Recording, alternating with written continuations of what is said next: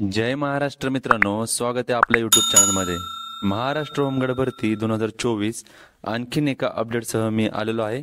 चला तर मग पाहूया किती अपडेट कोणती. तर आता सध्या जी भरती प्रोसेस झालेली आहे त्याच्या अंतर्गत जे नवीन होमगार्ड सदस्य होते त्यांना प्रशिक्षण देण्यासाठी PTCला पाठवण्यात आलेलं आहे. म्हणजेच पोलीस ट्रेनिंग सेंटर येथे त्यांना प्रशिक्षण देण्यासाठी पाठवण्यात आलेलं आहे. तर त्या प्रशिक्षणार्थी होमगार्ड जवानांसाठी महत्त्वाची अपडेट आहे. ती म्हणजे असं की लवकरच त्यांचं HDFC बँकेमध्ये अकाउंट उघडलं जाईल.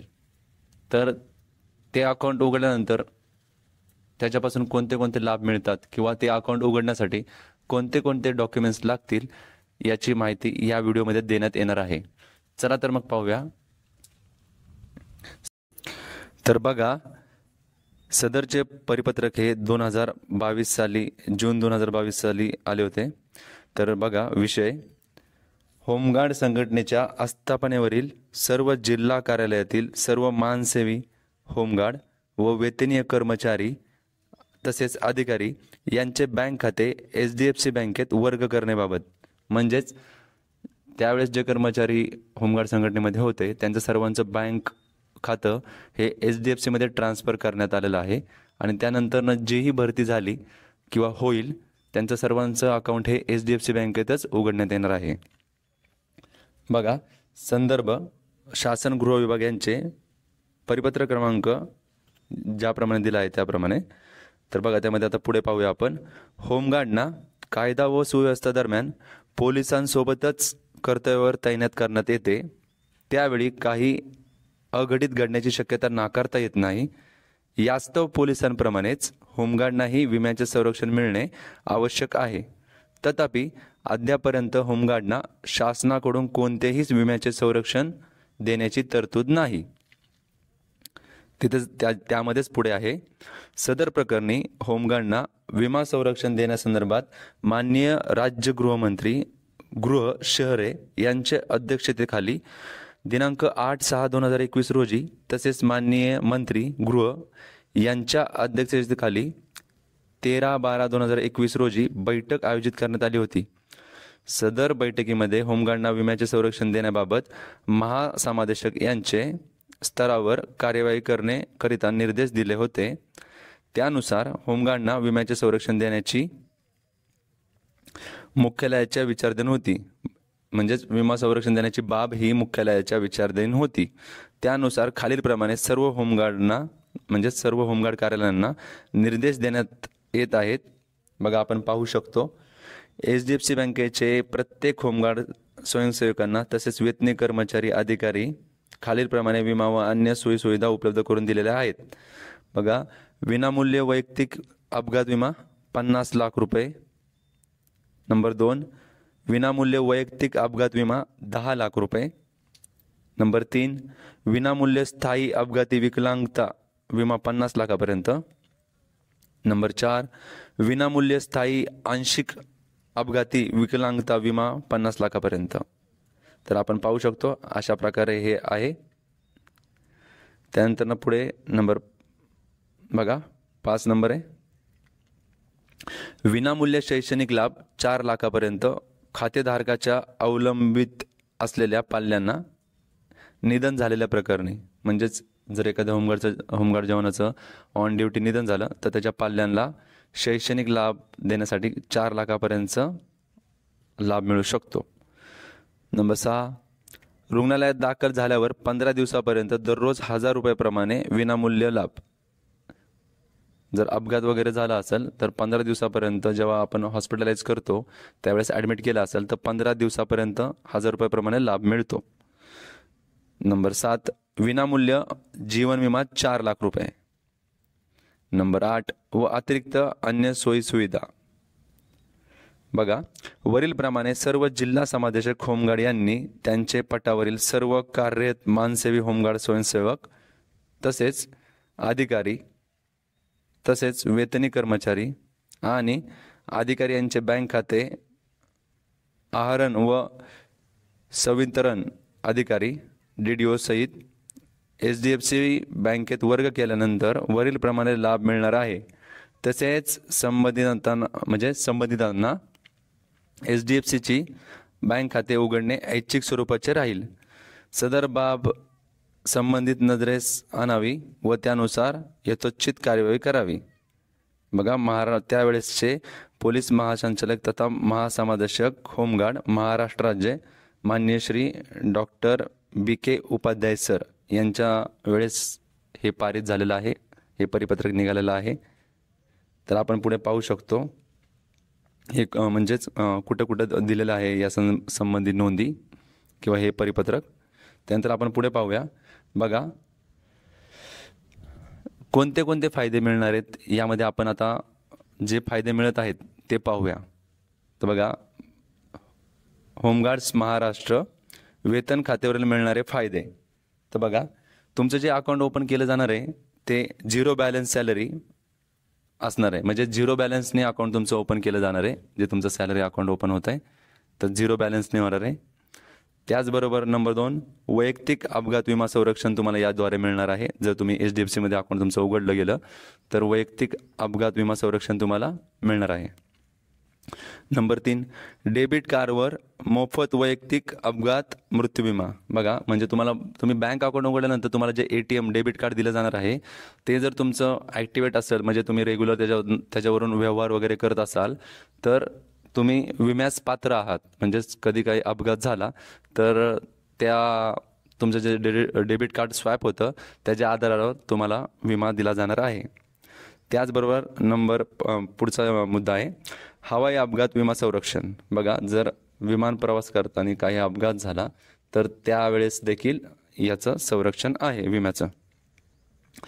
तसेच संपूर्ण कायमस्वरूपी अपंगत्व विमा संरक्षण. जर एखाद्या वेळेस अपघात झाला तर अपघात झाल्यानंतर काही वेळेस कायमस्वरूपी अपंगत्व येतं किंवा हात किंवा पाय हा गमवावा लागतो. त्यावेळेस सदरचा हा अपंगत्व किती प्रमाणात आहे, किती टक्क्यांमध्ये आहे, किती पर्सेंटेजमध्ये आहे यानुसार तुम्हाला म्हणजे विमा संरक्षण तर असतंच, पण यानुसारच तुम्हाला नुकसान भरपाई मिळते. आंशिक अपंगत्व विमा संरक्षण म्हणजे मी मगाशी सांगितल्याप्रमाणे आत्ताच थोड्या वेळापूर्वी की अपघात झाल्यानंतर जर तुम्हाला हात किंवा पाय गमवावा लागला किंवा अपंगत्व आलं, ते पूर्णत्व असेल किंवा आंशिक असेल तर ते किती % तुम्हाला त्याचा तुमच्यावर इम्पॅक्ट झालेला आहे त्याच्यानुसार सदरची ही रक्कम ठरवली जाते.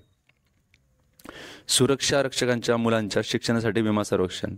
बघा, म्हणजे हे अकाउंट उघडल्यानंतर जे आपले पाल्य आहेत त्यांच्यासाठी देखील शैक्षणिक विम्याचं याच्यामध्ये इन्क्लूड केलेलं आहे. तसेच पुढचा मुद्दा खूप महत्त्वाचा आहे. 5 कुटुंबाकरिता 0 बॅलन्स खाते उघडण्यात येतील. बघा, म्हणजे तुम्ही तुमच्या परिवारामध्ये 5 सदस्यांचे अकाउंट हे HDFC बँकेमध्ये 0 बॅलन्स या तत्वावर उघडू शकता. हे खूप महत्त्वाचं आहे. त्याच्यामध्ये तुमची आई, वडील, बहीण, भाऊ, बायको किंवा मुलं यांचा समावेश करता येऊ शकतो. कोणत्याही 5 सदस्यांचा तुम्ही 0 बॅलन्सने अकाउंट उघडू शकता आणि त्यांना देखील 0 बॅलन्सवर अकाउंट उघडल्यामुळे जे डेबिट कार्ड भेटणार आहे त्याच्या आधारावर त्यांना देखील विम्याचं संरक्षण लागू असेल. हे खूप महत्त्वाचं आहे, सर्वांनी हे करून घ्यावं. त्यानंतर पुढील मुद्दा बघा, कोविड-19 अथवा नैसर्गिक मृत्यू झाल्यास विमा कवच लाभ मिळेल. मग आता सध्या तरी कोरोनासारखी परिस्थिती नाही आहे, पण त्याच्या निमित्ताने अथवा नैसर्गिक मृत्यू झाल्यास विमा कवचचा तुम्हाला हा लाभ मिळणार आहे. त्यानंतर पुढे पहा, हॉस्पिटलात आंतररुग्ण झाल्यावर 15 दिवसापर्यंत वैयक्तिक मदत. मगाशी सांगितल्याप्रमाणे जर तुम्ही हॉस्पिटलमध्ये ॲडमिट झालात तर 15 दिवस 1,000 रुपयाप्रमाणे तुम्हाला हे भेटणार आहे, लाभ भेटणार आहे. पुढे बघा, हरवलेल्या किंवा चोरल्या गेलेल्या कार्डचा लबाडीने उपयोग करून पॉईंट ऑफ सेलवर केलेल्या व्यवहाराबद्दल 0 जबाबदारी, कमाल प्रति कार्ड. त्यानंतरचा पुढचा मुद्दा आहे, भारतातील कोणत्याही बँकेतील खात्यात NEFTद्वारे किंवा RTGSद्वारे नेट बँकिंगद्वारे पैशाच्या स्थानावर मोफत, म्हणजेच तुम्हाला RTGS करून तुम्हाला मोफत पैसे कोणत्याही बँक अकाउंटवर वगैरे पाठवता येतील. ईमेलवर मोफत खाते उतारा मिळण्याचा पर्याय आणि मोफत पासबुक सुविधा. म्हणजे तुम्हाला जे पासबुक मिळणार आहे ते मोफत असणार आहे. तसेच तुमचं जे खात्याचं जी बॅलन्स शीट असते किंवा खात्याचं आपण एंट्रन्सचं म्हणतो, तर ते तुम्हाला ईमेलवर मोफत मिळणार आहे. मोफत डिमांड ड्राफ्ट HDFC बँकेच्या शाखेच्या ठिकाणी देय असलेला तुम्हाला डिमांड ड्राफ्ट देखील मोफत असणार आहे. ATMमधून रोख रक्कम काढून घेण्याची दैनंदिन मर्यादा. HDFC बँक ATM आणि इतर बँक ATM व्यवहाराबाबत कोणतीही मर्यादा नाही. बघा, तुम्हाला ATM च्या मार्फत जर पैसे काढायचे असेल तर त्यावर कोणतीही मर्यादा म्हणजे त्यांनी ठेवलेली व्यवहाराबाबत मर्यादा ठेवलेली नाही. डेबिट कार्ड POS व्यवहाराबाबत मर्यादा दररोज. पुढचं आहे बघा, आकर्षक कर्ज उदाहरणार्थ गृहकर्ज, वाहन कर्ज, व्यक्तिगत कर्ज, टू व्हीलर कर्ज, गोल्ड लोन, सिक्युरिटीजवर कर्ज, शिक्षण कर्ज वगैरे. कार्यालयामध्ये लोन खाली बघा डॉक्युमेंट्स व्हेरिफिकेशन. बघा डॉक्युमेंट्स काय काय लागत आहेत ते, तर पॅन कार्ड, आधार कार्ड किंवा driving licence, voter ID, passport size photo किंवा कंपनी ID. तर हे खूप महत्त्वाचं आहे. आधार कार्डच्या झेरॉक्स, त्याचबरोबर पॅन कार्डची झेरॉक्स, जर आधार कार्ड नसेल तर ड्रायव्हिंग लायसनची झेरॉक्स किंवा वोटर IDची झेरॉक्स आणि पासपोर्ट साईज फोटो हवेत. तर हे होतं डॉक्युमेंट्स.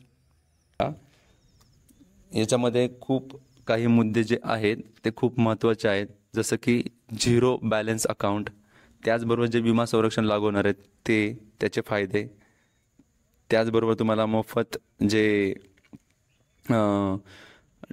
डेबिट कार्ड, त्याचबरोबर आपण खाली पाहिलं की ईमेलवर तुम्हाला माहिती मिळणार आहे. तसेच नेट बँकिंग असणार आहे. त्याचनंतरनं हॉस्पिटलाइज केलं तर 15 दिवसाचं तुम्हाला हे भेटणार आहे, लाभ भेटणार आहे. तर या खूप महत्त्वाच्या गोष्टी होत्या आणि ही प्रोसेस तुमच्या म्हणजे ट्रेनिंगच्या ठिकाणी लवकरच केली जाईल आणि खूप महत्त्वाचं पण आहे. काही दिवसातच तुम्हाला जे तुमचं सनद क्रमांक असतो तो अलॉट झाला की तुमचं बँक अकाउंट उघडायचं काम सुरू होईल किंवा त्याआधीही सुरू होऊ शकतं. तर ही माहिती तुमच्यापर्यंत द्यायची होती. सदरची माहिती ही जे नवीन प्रशिक्षणार्थी आहेत त्यांच्यासाठी आहे. तर सदरचा हा व्हिडिओ जर आवडला असेल तर जास्तीत जास्त शेअर करा, जास्तीत जास्त प्रशिक्षणार्थीपर्यंत पोचवा. तसेच चॅनलला लाईक, शेअर आणि सबस्क्राईब करा. अशाच नवीन नवीन माहिती किंवा व्हिडिओ आणत राहील. तर एवढं बोलून माझा हा व्हिडिओ मी संपवतो. जय हिंद, जय महाराष्ट्र.